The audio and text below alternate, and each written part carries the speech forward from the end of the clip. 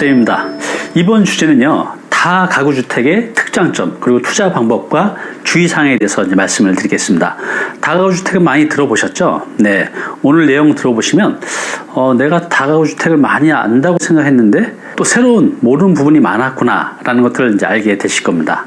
자, 우리가 주택의 종류를 좀 얘기를 하고 있어요. 저번 시간에 뭘 했었죠? 네, 다중주택을 했습니다. 오늘은 다가구주택이에요. 우리가 왜 주택의 종류를 알아야 된다고 했죠? 다시 한번 말씀드리면 장단점이 다릅니다. 또 운영 방법이 달라요. 또 세금이 다르고 투자 방법이 다르고 또 수익률이 다 다르기 때문에 자신의 투자 목적에 맞는 상품을 찾는 게 굉장히 중요합니다. 자, 오늘 다가구주택 한번 들어보시고 나한테 맞는 상품인지 한번 보시기 바랍니다. 자, 주택의 종류가 단독, 공동, 준주택이 있다고 그랬죠. 자, 단독주택에 뭐가 있죠? 네, 단독, 다중, 다가구 했는데 저번 시간에 이제 다중을 했고 오늘은 다가구주택을 할 겁니다. 단독주택에 들어가요. 이 다가구주택은. 자, 다가구주택은요, 특징이 연면적이 660제곱미터 미만, 층수는 3개층 이하, 가구수는 19가구 이하로 되어 있는 게 다가구주택입니다. 자, 요거에 대해서는 뒤에서 자세히 한번 말씀드릴게요. 자, 다가구주택의 외관을 볼 수가 있어요. 여기 보시면 이게 이제 신도시에 제가 직접 찍은 건데, 자, 여기 1층에 상가가 보입니다. 그죠? 상가가 보이고, 그 다음에 위로 하나, 둘, 세 개 층이 되어 있고, 여기도 보시면 1층은 이제 상가가 있고, 또 위로 하나, 둘, 세 개 층. 이제 이런 형태로 보이고 있죠. 여러분들이 보통 이런 것들을 점포주택, 상가주택, 이렇게 이제 표현을 하시잖아요. 네, 바로 이게 다가구주택입니다. 이것도 제가 신도시에 찍은 건데, 여기 보시면 이런 주택들, 그죠? 이런 것들. 근데 보면 패턴이 비슷해요. 1층에 상가가 있고 위로 하나, 둘, 세 개. 여기는 옥상입니다. 여기도 하나, 둘, 세 개. 여기는 하나, 둘, 여기 이제 2개 층으로 되어 있네요. 여기도 보면 1층에 상가고 하나, 둘, 셋.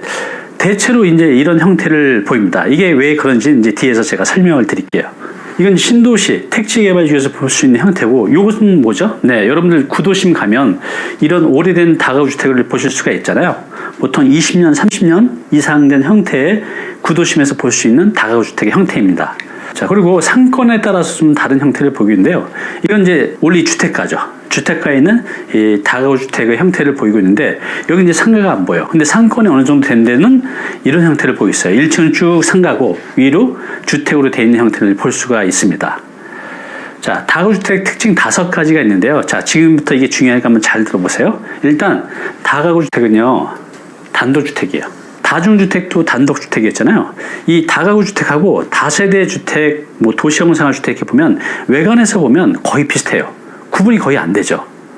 건축물 대장을 봐야만 이제 알 수가 있죠. 그런데 거의 뭐 99% 이상 똑같은데 밖에서 봤을 때는 완벽한 차이가 있죠. 뭐죠? 다세대는 공동주택이기 때문에 한 채 한 채 매각이 가능하지만 이 다가구주택은요, 단독주택이기 때문에 가구별로 구분 등기가 안 됩니다. 그러니까 통매각만 가능한 거죠. 요거 이해되시죠? 네. 이 단독주택의 범위에 들어갑니다. 자, 두 번째. 층수는요, 3계층까지만 지을 수가 있어요. 근데 여기서 보면 이제 3계층이라고 표현했잖아요. 3층이 아니라, 이건 무슨 말이냐면, 우리가 이제 다가구주택을 지을 때 아까 택지지구에서 보신 것처럼 1층에는 근생 상가가 들어가고 상가 위에 주택으로 쓰는 게 총 3계층. 하나, 둘, 셋. 이렇게 해서 주택으로 쓰이는 것만 3계층이 들어가고요. 나머지는 1층, 2층, 3층, 뭐 용적률이나 층수 제한만 없으면 근생이 들어갈 수가 있습니다. 그래서 여기서 보시는 대로 주택으로 쓰이는 층수가 총 이제 3계층이라는 거죠. 그런데 이제 만약에 여러분들이 물건을 사러 갔는데 5층짜리 건물이에요. 분명히 다가구주택을 했는데 5층이 전부 다 5개 층이 주택으로 쓰이고 있어요. 그럼 뭐죠? 네, 불법이 있는 겁니다. 그러니까 이런 것들만 기본으로 알면 내가 물건을 살 때 이게 불법인지 아닌지를 분명히 체크할 수가 있죠. 자, 세 번째는요, 가구수는 19가구까지만 가능합니다. 아무리 내가 크게 지어도 가구수를 무한정 늘릴 수가 없어요. 건축법석에 보면 다가구주택은 19가구까지만 가능합니다. 근데 내가 만약에 다가구주택을 시중에 나오는 걸 봤는데 만약 22가구예요. 자, 어떻게 되는 거죠? 네, 불법이 있는 거죠. 뭔가 방을 이제 쪼갠 거죠. 이런 형태들도 있어요. 특히 이 택지개발지구에서 지어지는 다가구주택은요, 세대수가 뭐 4가구, 5가구, 6가구 이렇게 제한이 있습니다. 근데 그런 데들은 수익성이 안 나오니까 택지지구에서 지어지는 다가구주택 같은 경우는 흔히 말하는 쪼개기를 이제 많이 하고 있어요. 그래서 여러분들이 만약에 거기 있는 것들을 사실 때는 건축물 대장을 보시고 가구수하고 실제 쓰이고 있는 가구수가 맞는지를 꼭 체크를 하셔야 됩니다. 네, 네 번째는요, 연면적이 660제곱미터 이하입니다. 평수로 따지면 어떻게 되죠? 약 200평 정도 됩니다. 200평. 그래서 이 다가구주택의 연면적이 전번 시간에 말씀드렸죠? 이게 뭐였죠? 네, 각 층의 바닥면적의 합을 연면적이라고 해요. 예를 들어서 건물이 있으면 3층짜리 건물이에요. 그럼 한 층이 50평, 2층은 50평, 3층도 50평. 자, 이때 연면적이 어떻게 되죠? 네, 각 층의 바닥면적 합 전체 150평이죠. 자, 이 연면적, 이 연면적이 200평을 못 넘어선다는 겁니다. 그래서 여기 나온 대로 바닥면적 합계는 200평 이하여야 되고요. 여기서 보면 이제 주택으로 쓰이는 바닥면적의 합계입니다. 즉 상가, 근생 부분은 여기 포함이 안 돼요. 주택으로 쓰이는 면적만 이제 200평입니다. 200평. 그러면 여기서 우리가 확인할 수 있는 게 있어요. 뭘 확인할 수 있죠? 저번 시간에도 말씀드렸었는데 만약에 내가 제2종 일반 주거지역의 땅을 사게 되면 건폐율이 60%고 용적률이 200%죠. 자, 요 건폐율 용적률 얘기는 제가 뒤에서 한 번 더 자세하게 말씀을 드릴 거예요. 자, 만약에 내가 땅이 120평짜리 땅이 있으면 용적률이 200%면 연면적 240평까지 지을 수가 있죠. 그죠? 내 땅이 120평이면 제2종 일반 주거지역에서는 용적률이 200%이기 때문에 연면적 240평까지 지을 수가 있어요. 근데 다가구주택은 어떻게 됐죠? 네, 200평까지 밖에 못 지어요. 즉 다가구주택을 여러분들이 하실 때 큰 땅이 필요 없다는 겁니다. 예를 들어서 100평이 넘어가는 땅은 오히려 손해죠. 그래서 그 적정 평수를 찾는 게 중요합니다. 5번째는요, 독립된 주거 환경이 이제 가능하다고 되어 있습니다. 불가능한 게 뭐였죠? 네, 저번 시간에 말씀드린 다주택은 독립된 주거 환경이 안 돼요. 그래서 방 내 화장실이나 욕실은 넣을 수가 있지만 취사 설비를 둘 수가 없어요. 그런데 요 다가구주택은요, 다주택과는 다르게 취사 설비가 합법적으로 가능합니다. 이게 다중주택하고 차이점입니다. 다가구주택의 특징 5가지 다시 한번 정리해 볼게요. 첫 번째, 단독주택이다. 다중주택처럼 이것은 단독주택이에요. 그래서 하나하나 개별 분양 등기가 안 되고 하나의 단독주택으로 등기가 된다는 겁니다. 두 번째는 주택으로 쓰이는 층수는 3계층까지만 가능해요. 밑에 1층에 2층에 근생을 놓든 안 놓든 주택으로 쓰는 층수는 3계층까지만 가능하다는 겁니다. 가구수는 내 맘대로 못해요.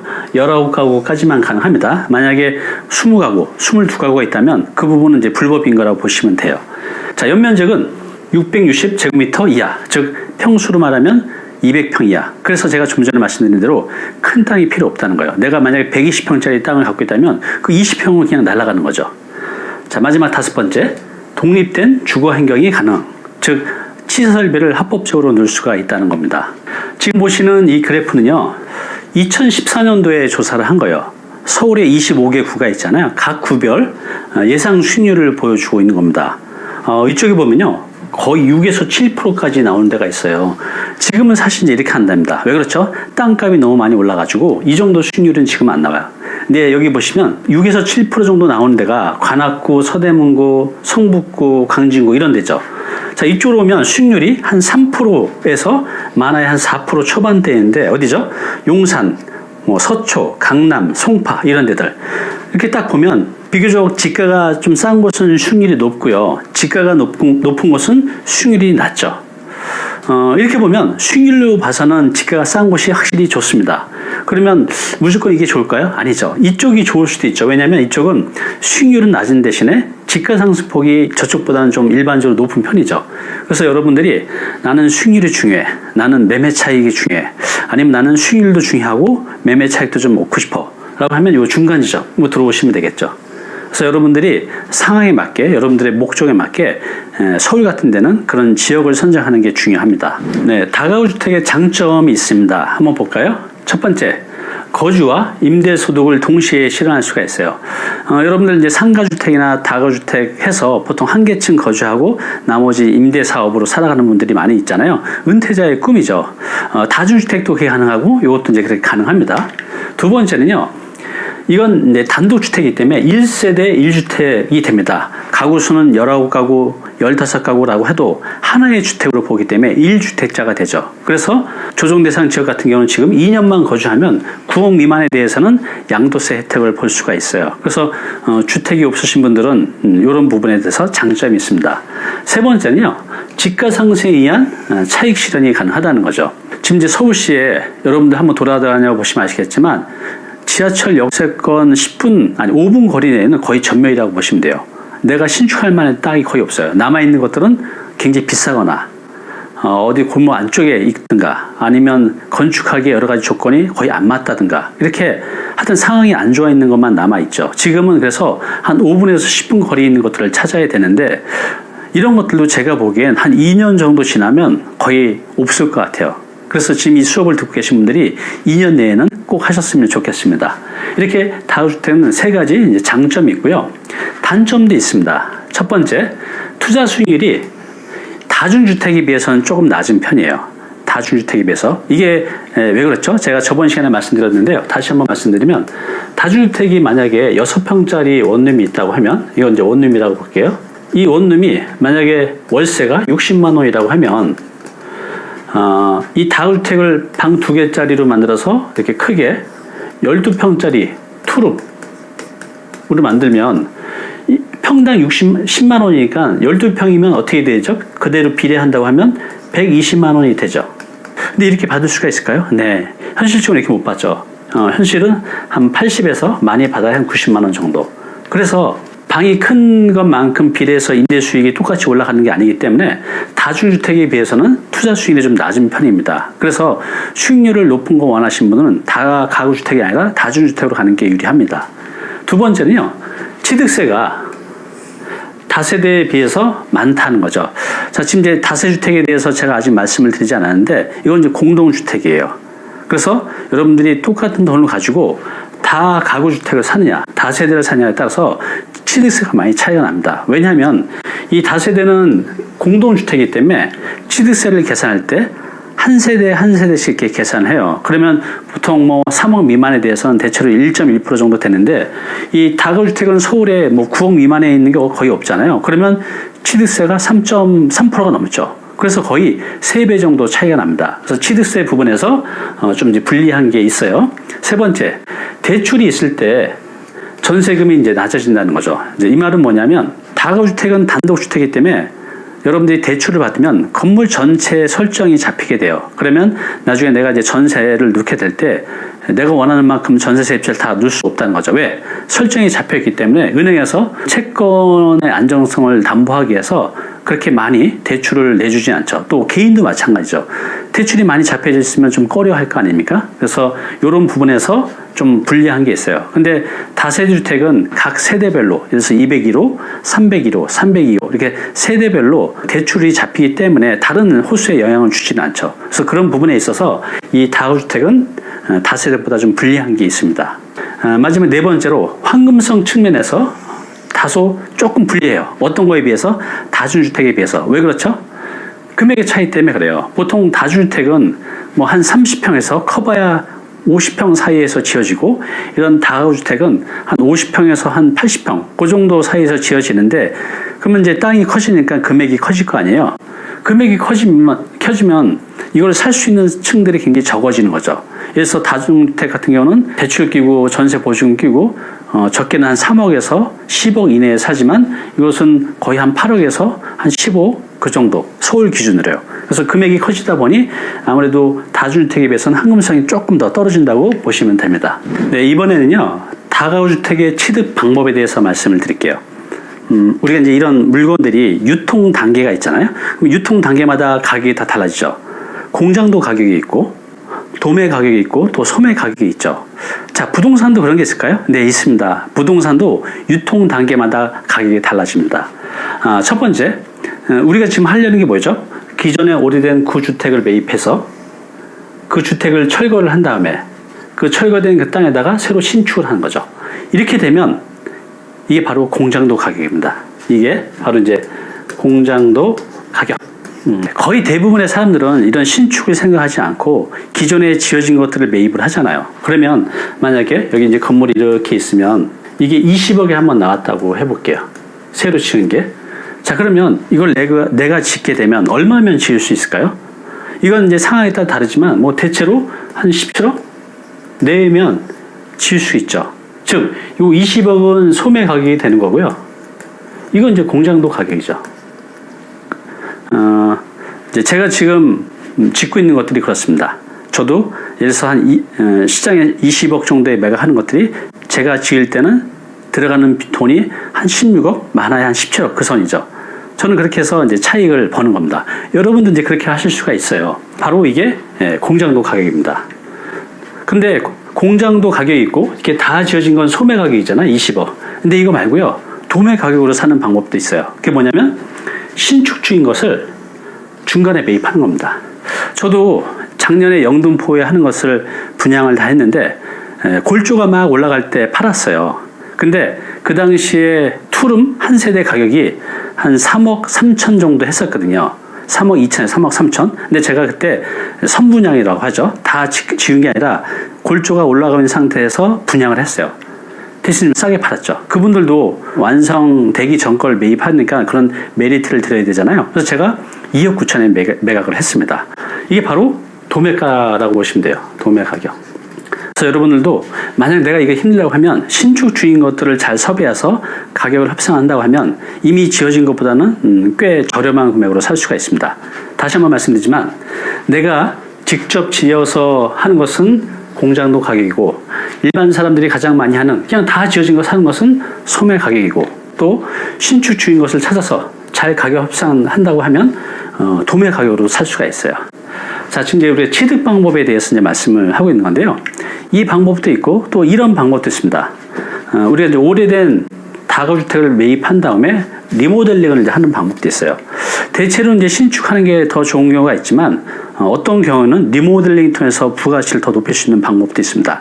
이 사례에 대해서도 제가 나중에 수업을 통해서 말씀드릴게요. 이렇게 취득 방법이 여러 가지가 있습니다. 근데 우리는 지금 하는 게 주로 이걸 하고 있는 겁니다. 신축. 공장도 가격으로 살 수 있는 방법이에요. 이번에는요, 여러분들이 난 신축은 너무 그래도 부담스러워 라는 분도 계실 거예요. 그런 분들은 이제 기존에 지어진 구 다가주택을 매입하시는 분들도 있겠죠. 그런 분들을 위해서 이런 거 살 때 이제 조심해야 될 5가지를 말씀드릴게요. 혹시 나는 신축보다는 그냥 지어진 거 살래 라고 하시는 분들은 이 부분 잘 들어보시기 바랍니다. 첫 번째는요, 너무 당연한 거지만 임대 수요가 또 개발 호재가 많은 곳을 사야 돼요. 이게 당연한 얘기인데 그렇지 않아요. 제가 상담을 해보면요, 열에 7, 8은요 본인 동네 또 본인이 익숙한 동네에서 매입을 합니다. 여러분도 그러지 않나요? 그렇지만 이건 이제 투자니까 서울 전 지역을 보고 임대 수요가 많은지 또 거기 개발 호재가 있는지 그래서 이걸 보시고 매입을 하셔야 되고요. 두 번째는 우리가 이제 오래된 다가구주택을 살 때는 나는 그냥 사지만 내가 갖고 있다가 그래서 한 10년 뒤에 15년 뒤에 팔 때는 건물의 가치는 거의 없다고 봐야 돼요. 한 30년 된 걸 사서 내가 10년 15년 뒤에 살면 그 건물은 이미 40년 45년이 된 거기 때문에 건물 가치는 없다고 보셔야 돼요. 그때는 신축을 하게 되죠. 그걸 사서 그대로 쓸 사람도 있겠지만 대체로 신축을 목적으로 살 거예요. 그래서 향후에 신축 시 설계가 잘 나오는지를 확인하고 사셔야 돼요. 근데 여러분들이 이게 잘 나오는가?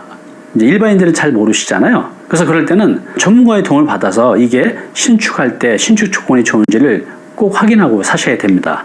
세 번째는요, 건물 내부, 그 다음에 외부에 이 하자가 있는지를 꼭 확인하셔야 돼요. 다 그런 건 아니지만요, 기존에 잘 되고 있는 이런 다가구주택이 시장에 매물을 나왔을 때는 정상적인 것도 있지만 의외로 문제가 있어서 나오는 것들도 많이 있어요. 문제가 있으니까 이게 관리가 불편하니까 이제 매각을 하는 거죠. 근데 그런 것들을 매도인이 솔직하게 잘 말하지 않는 경우가 있어서 사고 나면 뭐 비가 새고 결로가 생기고 보일러가 안 돌아가고 이런 문제들이 생길 수가 있다는 거죠. 그래서 반드시 매입하기 전에 건물의 내부, 외부에 어떤 하자 사항이 있는지를 꼭 확인하시기 바랍니다. 네 번째는요, 위반 건축 사항이 있는지를 꼭 확인하셔야 돼요.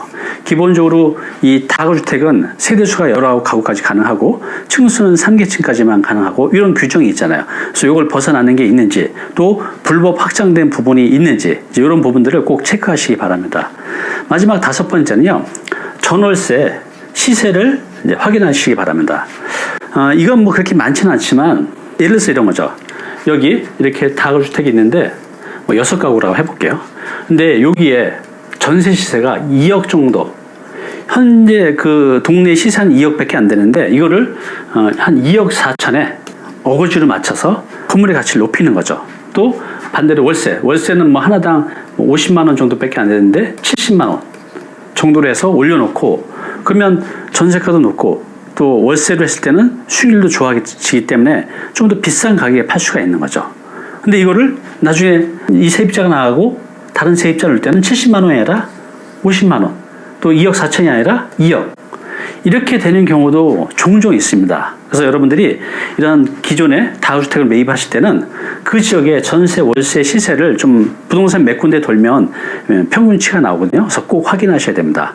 자, 지금 이 내용은 뭐냐면 내가 신축하는 게 아니라 나는 신축이 좀 부담스럽고 그냥 기존에 있는 거 사실래 라고 하시는 분들은 요 5가지 꼭 확인하시고 매입하시기 바랍니다. 자, 오늘은 다가구주택의 특징 또 주의해야 될 것을 말씀드렸는데요. 다시 한번 복습을 하시면서 다가구주택 무엇인지 꼭 숙지하시기 바랍니다. 자, 오늘 수업 여기서 마치겠습니다.